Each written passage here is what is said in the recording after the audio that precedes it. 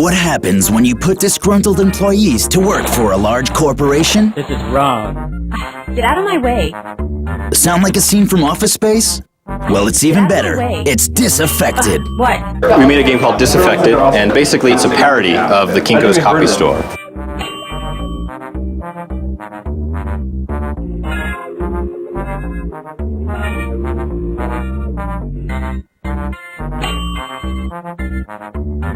What? And what we do in the game is we put the player in the position of being an employee at Kinko's, and they have to service their customers, and then we throw a whole bunch of mechanics in to kind of mess it up. So, you know, the employees can get confused. Sometimes they stop working. Their coworkers move stuff around. I don't feel like working. I don't know what to do.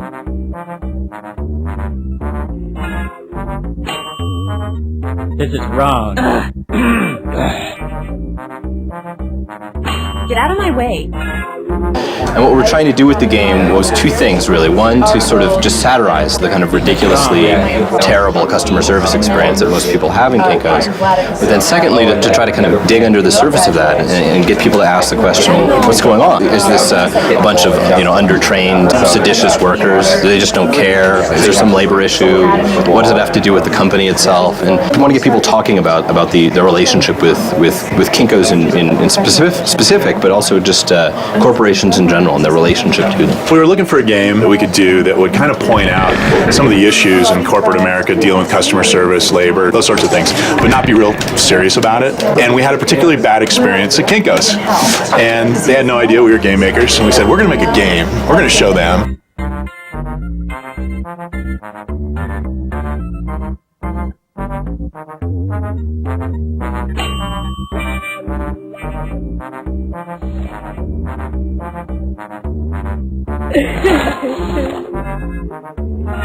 Get out of the way.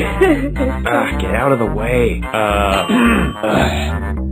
What? And we made this little game over the summer, and we weren't sure what we were going to do with it. And then we decided to enter it into a couple of these festivals like this one, and we got in, and we're very excited to be here at Slamdance. And what's really exciting for us is we've had a whole bunch of Kinko's employees comment about the game. And a lot of them are giving us comments like, this is the greatest game ever, I feel tired and depressed just like I do at work, you know, those sorts of things. So it's really kind of taken on this life of its own that we had no idea that it would. We may be criticized a little bit that we're picking on Kinko's, but every time we tell people that we've done this game, everybody's got a Kinko's story. So I think they have a little bit of a problem, and this game kind of sheds some light on it. What was I doing again?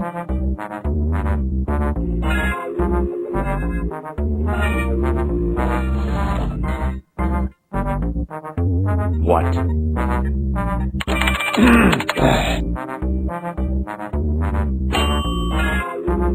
I think our games are thought-provoking. I think all of them are thought-provoking. I mean, you know, our games try to make you look at an issue from an angle that you may not have looked at before.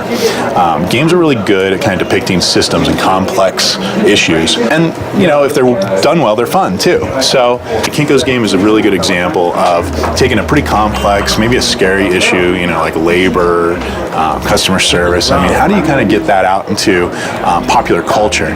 We think games are a really interesting way to do that, and they appeal to a wide demographic, as we've seen. And so we're really excited about the kinds of games that are here at this festival specifically. The games we make are typically much smaller than commercial games. When we don't envision them as games that people spend 20 or 40 or 100 hours with. We want them to spend a couple hours maybe playing our game over the course of a couple weeks or a month or something like that. Our typical development time is somewhere between 6 and 12 weeks, depending on the kind of game we're making. Some of our games are shorter, frighteningly, some much longer, but that's kind of our sweet spot. And it's just really satisfying to be able to sit down with a concept and a couple months later have it done and out and get the world to respond. And we learn a lot from the way people play our games and their responses, especially doing work in this sort of experimental genre of social games and political games where a lot of this is unproven. And so we feel that doing small games and getting that rapid feedback is really important to help us improve our own work and hopefully advance this genre. What?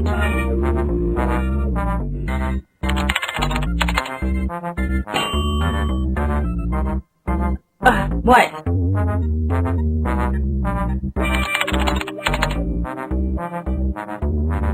What?